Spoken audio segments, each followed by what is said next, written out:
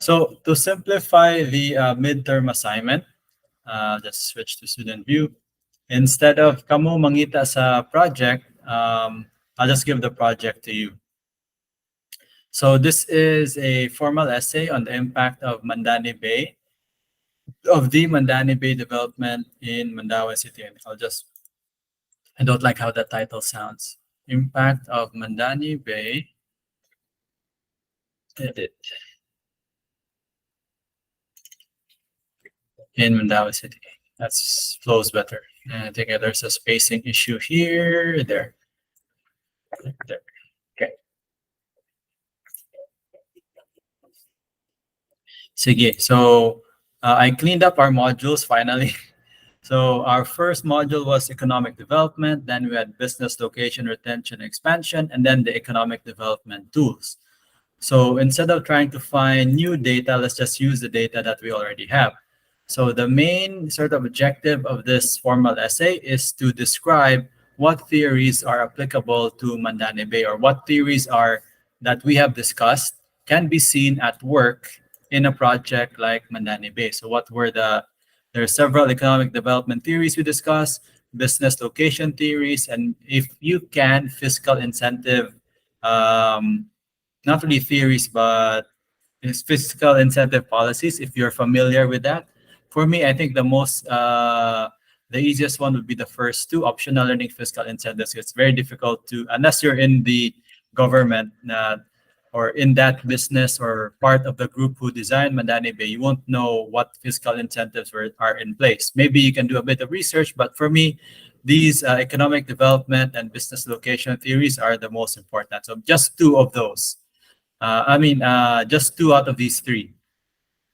Then again, this is a literature review, so there's no right or wrong answers. It's just basic how well you identify the issues and then how well you sort of analyze them. So for those not in Cebu City or Cebu Province, Mandani Bay is a kanang mixed-use residential and commercial project, but mostly it's residential.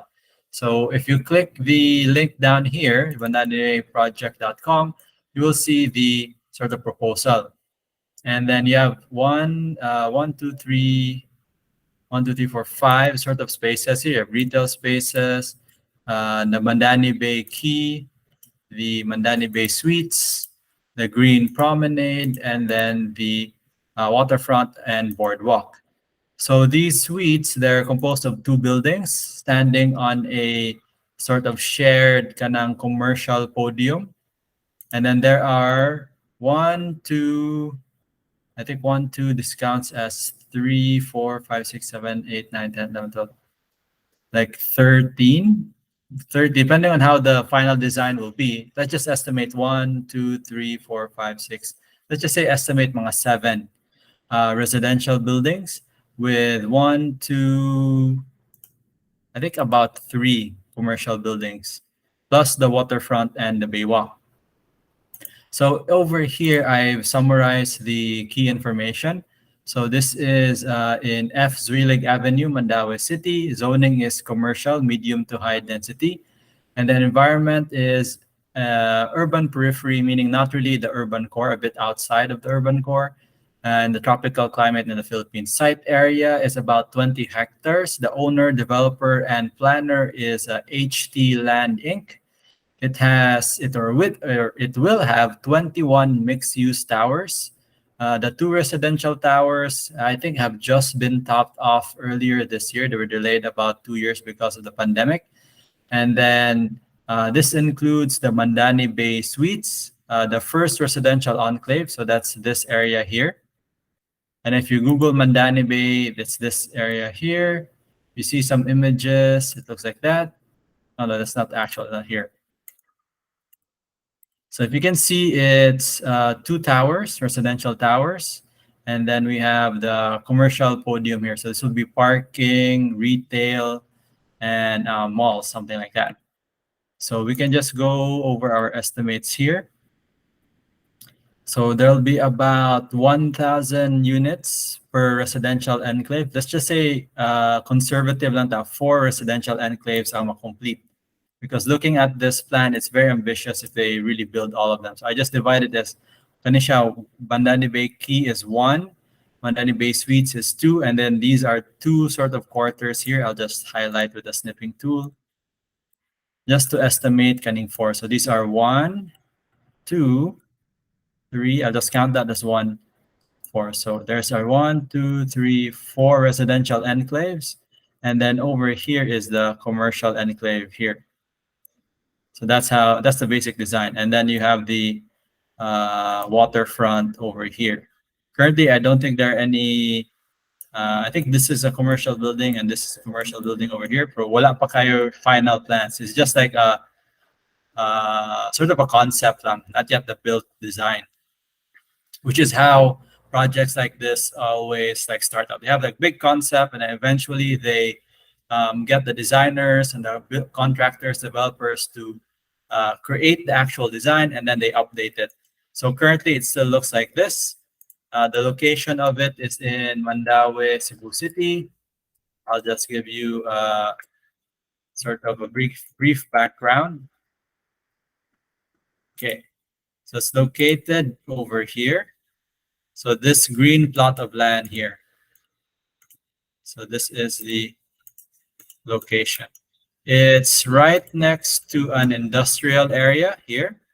And then this is mostly institutional uses. There's schools, hospitals, and you have the sort of, this was supposed to be sort of a convention center, but now it's currently used as a relocation site for squatters. Also notice this area around it, like look at this over here. Along Tipolo Creek, these are informal settlements. So this area has a lot of sort of residential, mostly informal, and a lot of institutional, industrial, and commercial uses. I think down here, I know it's still industrial. So that's mostly industrial on the east and western side, mostly institutional, and a lot of informal settlements on the northern side. So that's kind of like the situation of the site. Where am I? How I close this is from the morning. Okay. Sige.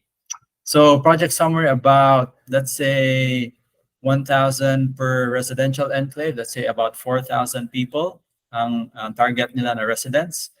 About 190 units of office space. And then it's 5-minute drive to Park Mall, which is a major kanang mall.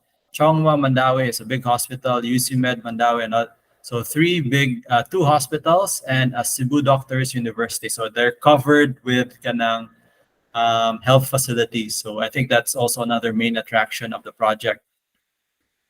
From a city level analysis, Mandaue City will likely maintain demand for new housing and office spaces. In comparison, Cebu province has a population of 2.9 million, and then Mandaue is about 362,000. So it's one of the bigger cities. So I'll let you research the breakdown of different cities and municipalities of Cebu province. You can just look at it at PSA and Wikipedia. With an annual growth, population growth in Mandaue City of 1.73. So it's still a positive growth rate. I think average Cebu province is around 2 is the highest. So it's near the highest growth rate in Cebu province. And then if the 2015 growth rate remains the same by 2041, Mandaue City will have a population of about 560 people. That's just my own calculation. I just did a simple linear projection. So that will mean additional 200,000 people. So the additional 4,000 sort of residential units can sort of absorb a bit of that 200,000. So it seems like a feasible idea. Local employment, as of 2020, there's a positive growth rate for local employment in Mandaue City. So I just use my own research, mostly just data on the PSA, data from newspapers. So you can just say employment is still growing. Then function and occupancy. So Tower 1 residents will most likely be families with white-collar jobs. Approximately three people per apartment. So these are family units. So like two bedrooms, three bedrooms, tower two over here, the shorter tower. So this is the sort of the like three bedroom types, and then over here there will be more one bedroom or studio types. You can find this floor plan of these units just by googling Mandani Bay Mandani Bay floor plans. I can share you my file. I'll just need to dig through it. But you don't the floor plan isn't really such a big issue. You just need to know that um, tower one is mostly three people per apartment, while tower two is mostly one person. So they are so just looking at the design, more space for three person apartments versus kind of one person apartments, and then sprinkling of like two bedrooms between each of them. Okay. Next, estimated residents and workers. So tower one will approximately, just based on my calculations, will have 950 residents, and then tower two will most likely will be young professionals because it's a studio type setup. Now about 1,128 residents. Currently, I was talking to a few people who live there or have units there.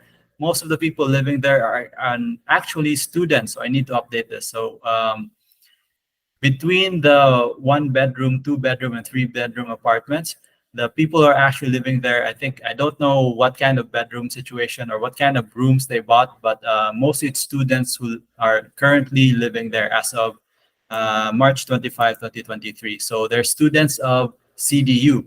Um, these are international students who want to go to like the Cebu doctors to get their medical degree so they can afford the apartments. So let's say about total sort of combined residents. So they say 1,000 units per residential enclave, but based on the sort of design, it may reach up to 5,000 people per enclave just by looking if it becomes fully occupied, all of this. But those are just my calculations, just sort of to like guide us as to the number of people. So I just have 5,000 per enclave, and there are four enclaves. So there's about 2,000 people approximately when it becomes like fully developed. And then the construction period will be about 10 to 15 years. Um, it started in 2016.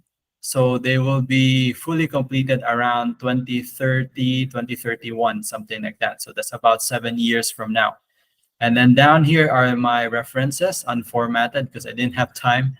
So these are the different websites I use. You have Mandaue City population growth rate from the PSA, newspaper articles about the development progress, and then the essay format, which we discussed earlier this morning. So you'll have your introduction, your body, your conclusion, and then your reference list.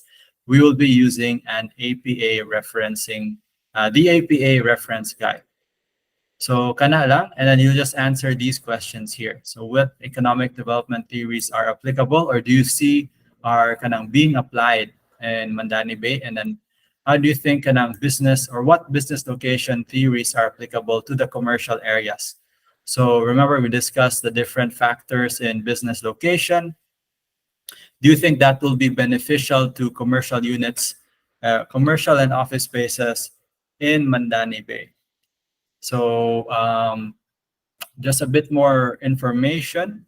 Um, office spaces in Mandaue City, Cebu City, and Lapu-Lapu City. I think more Mandaue and Cebu have been in like historically been in demand for the past I think for the past 10 years already, because Mandaue City and Cebu City are the sort of office or commercial areas of Cebu province. And I think there will always be a demand for this. So just think about, is the location good for an office space? There isn't much office spaces in this area. Uh, is that a good thing or a bad thing based on our discussions, based on your experience? And then just explain.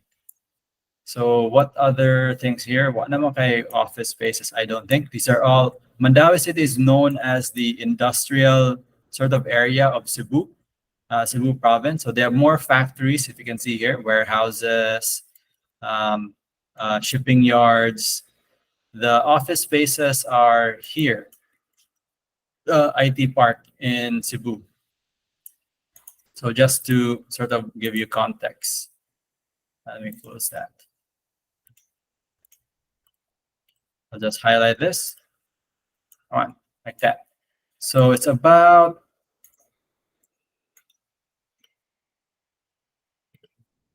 3 kilometers away. And I up here to the north of the site, more squatters, a bit more kind of formal residences, a mix of commercial and sort of malls here. You got J Center Mall.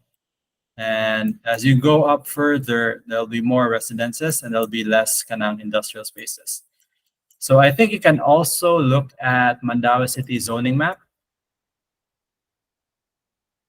Let's have like a better idea of what's going on in Mandaue City. I think it's available over here. You can use this one. Okay. So it's a bit low quality. Over here is where Mandani Bay is. Here.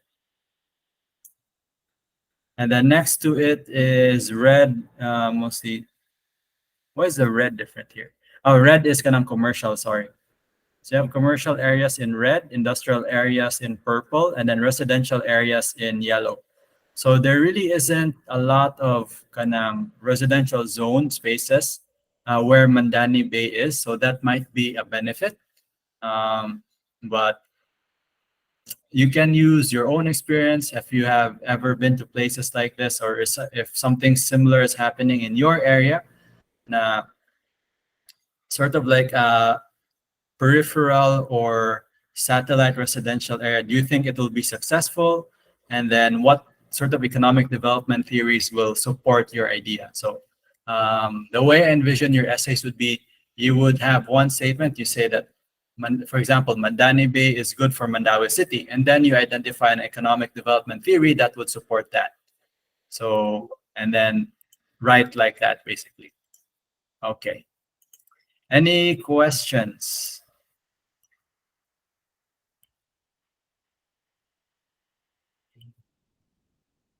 Okay, the due date will be Friday so that it doesn't collide with your MUD submission. The MUD submission is due on, wait, I stop sharing. Okay, now I'm still sharing. The MUD 201N submission will be on Wednesday, that's March 29. And then this submission, MUP 204, will be on Friday, March 31. As for minimum word count, for me, I prefer shorter essays. So you can go as kind of as low as 1,000, maybe even 800. But I think a good sort of rule of thumb will be 1,000 words is good for this kind of essay. If you go up to 2,000, pwede pagyapon. Pero if you go up to 3,000, like 3 pages might be a bit too much na. So again, the goal is just to identify economic development theories that are applicable, business location theories that once we discussed, and then fiscal incentives will be the most difficult one to sort of integrate. But if you can, then by all means, go ahead. And then over here, for those who just arrived, I finally cleaned up our modules. So the reading materials are in the appropriate modules. You have the economic development, you have business location, and then the development tools, economic development tools. Okay. I'll just close these. Okay. Any questions so far? Okay, if there are no questions, we can end the session so you guys can focus on the Sir Roy, assignment. Yep. question lang regarding the instructions, no? There are 3 guide questions as our points for essay. But on your first paragraph is possible outcomes might come out of the Mandani Bay.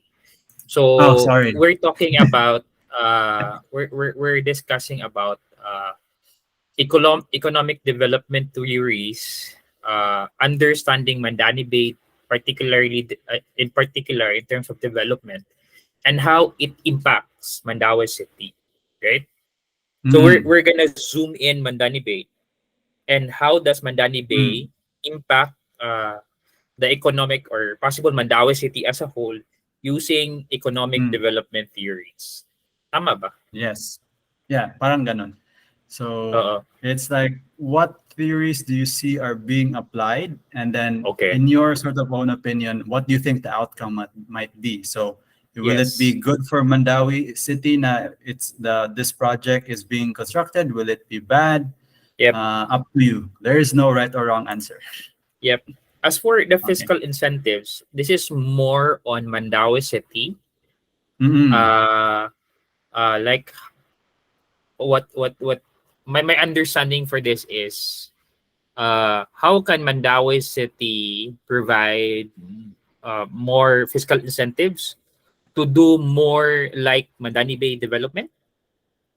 For me, it's like, what fiscal incentives were in place so that Ah, Mandani okay. Bay would have, so that projects like Mandani Bay could be constructed, but it might be difficult to find those incentives. Yeah. So for me, I'd rather you focus on the first two, Okay. economic development and the business location. Yep, yep. Or it could be what are the fiscal incentives that push Mandani Bay to construct in that area? Mm, If there is. mm, If not, then number three might not be that puan. yeah. Yep. Number Okay. three is the most optional out Yes. of the Okay. three. Okay.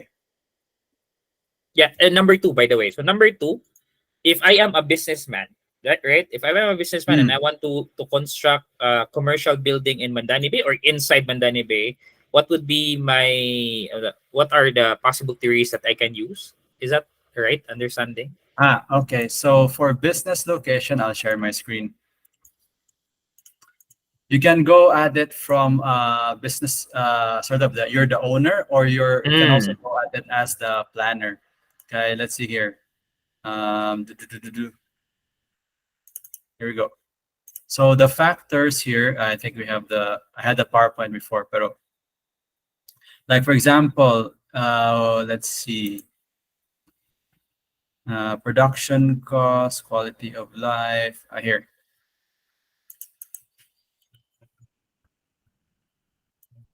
For example, this section on one of the business location factors is quality of life. So you could go at it as a business owner. If you feel na this location improves the quality of life, more people might want to work there. Or if you can go at it from a planner perspective, na the reason why you put a commercial building there is so that you can, as a designer and a planner, you can increase the quality of life in that area. So something like that.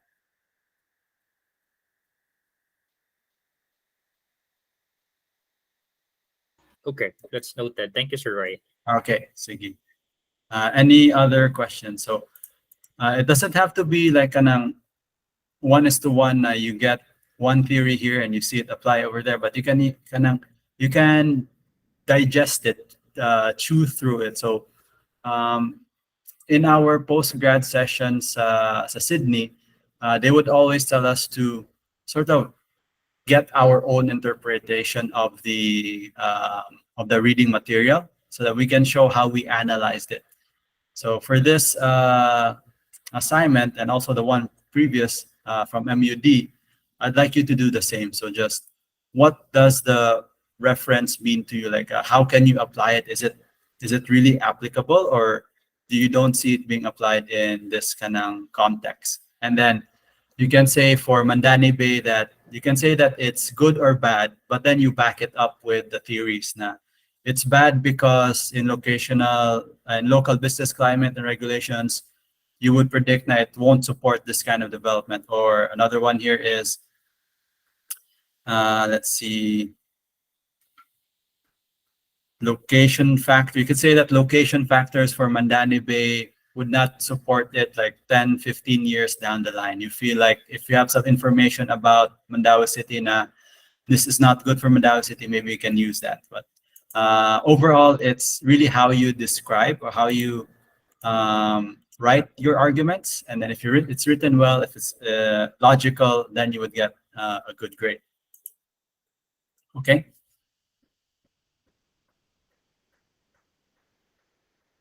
Sige. Seems like what na questions? Kind of thumbs up. All right. Sige. I'll stop recording here.